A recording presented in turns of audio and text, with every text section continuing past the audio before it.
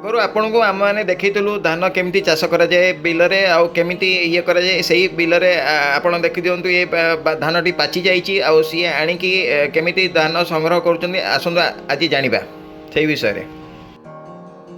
ଦେଖନ୍ତୁ କେମିତି ରୋଡ଼ ଉପରେ ଆଣିକି ଧାନ କଟା ହେଇକି ରଖା ହେଇକି କେମିତି ଏହି ବ୍ୟକ୍ତି ଜଣକ କେମିତି ଧାନ ସଂଗ୍ରହ କରୁଛନ୍ତି ଦେଖନ୍ତୁ।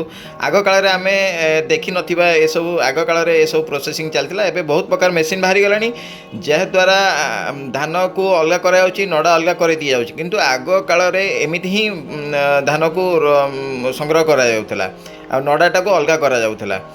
ଆଉ ଏଇ ବ୍ୟକ୍ତି ଜଣକ ଏବେ ବି ସେଇ ପଦ୍ଧତିରେ ପୁରୁଣା ପଦ୍ଧତିରେ ଚଲେଇଛନ୍ତି ଯେହେତୁ ସେ ମେସିନ୍ ଦ୍ୱାରା ବହୁତ ଖର୍ଚ୍ଚାନ୍ତ ହୁଏ ତ ସେଥିପାଇଁ ସିଏ ନିଜ ହାତରେ ନିଜେ କରିଦେଉଛନ୍ତି।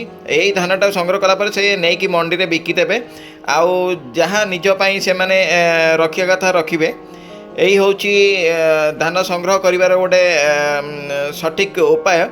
ଆଗ କାଳରେ ଲୋକମାନେ ଏଇଭଳି ପ୍ରକାର ଧାନ ଅମଳ କରୁଥିଲେ ଆଉ ଧାନ ସଂଗ୍ରହ କରୁଥିଲେ ଆଉ ସେମାନେ ଏଇ ନଡ଼ାଟାକୁ ବି ବହୁତ ଭଲ ଭାବରେ କାର୍ଯ୍ୟକାରୀ ହୋଇପାରୁଥିଲା। କିନ୍ତୁ ଏବେକାର ଯେଉଁ ଯନ୍ତ୍ରାଂଶ ବାହାରିଗଲାଣି ସେଇ ନଡ଼ାଟା ନଷ୍ଟ ବହୁତ କରିଦେଉଛି ଆଉ ଧାନ ବାହାରୁଛି ଭଲ କିନ୍ତୁ ନଡ଼ା ଗୁଡ଼ା ନଷ୍ଟ ହେଇଯାଉଛି। କିନ୍ତୁ ଏଇ ପଦ୍ଧତିରେ କିନ୍ତୁ ନଡ଼ା ନଷ୍ଟ ହେବନି, ବହୁତ କାମରେ ଆସିବ। ମୁଁ ହାଲୋ ଟିଭି ଓଡ଼ିଶାରୁ ଅଭିଷେକ ସାହୁ କିଡ୍ ରିପୋର୍ଟର କଟକରୁ କହୁଛି।